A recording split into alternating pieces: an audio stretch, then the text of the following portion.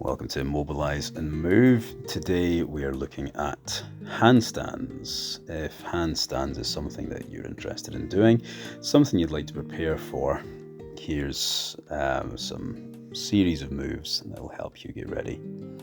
Rolling your shoulders back, good way to loosen off the neck and the shoulders, and then some flexibility work here. So you can do this on the floor. Standing can be easier for some. Point of the toes to help lean in, that's helpful for some as well.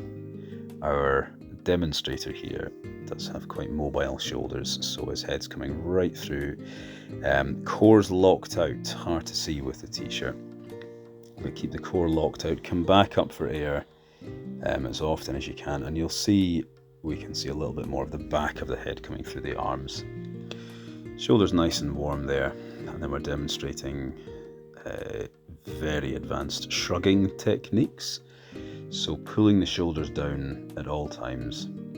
Just push the hands above the head and then thumbs in together.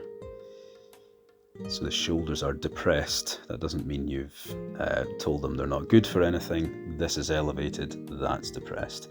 And we're keeping the shoulders elevated when you're in the handstand, but depressed when we're doing this movement.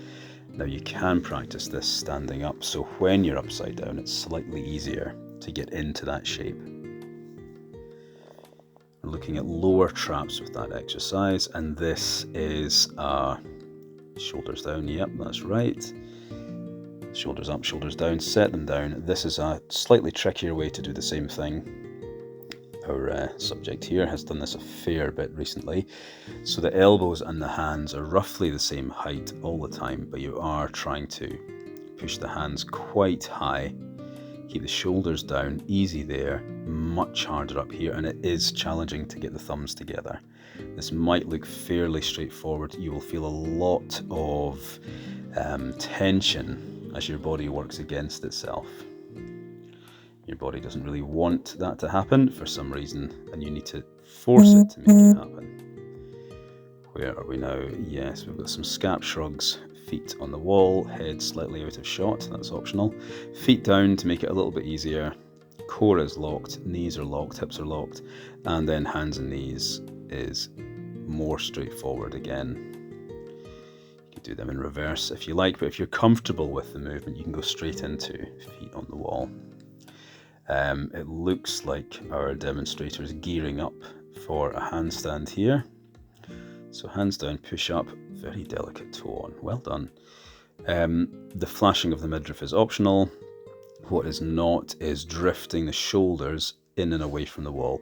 So not your hips, not your midsection, your shoulders. From left to right, just push that in towards the wall one more time. And now we're shrugging up and down. That noise is just my dog scratching his neck. Thank you, Tommy. That was a nice interruption there. So scap push-ups in handstand, and then walking in the wall for balance. Good boy. Walking in the wall for balance, and then down nice and gently. There we go. Okay, so we've inverted. What else do we need to do? Have a little think, sir. Good. So a bit of wrist flexion. Now, be very careful to push this up slowly and let it come down slowly. So as the wrist is coming off the ground, that's your wrist going into flexion. And as it returns to more neutral, we need to be slow coming down. And you'll see we're demonstrating an angled approach, so not with the shoulder directly above the wrists, but just behind. That's kinder on the wrists. And here's a relief stretch. Weight very firmly on the legs. There's no weight through the hands. That is not helpful for this type of stretch unless you have been doing an awful lot of it. Shake the wrists off and end scene. Thanks for watching. Hope you enjoyed.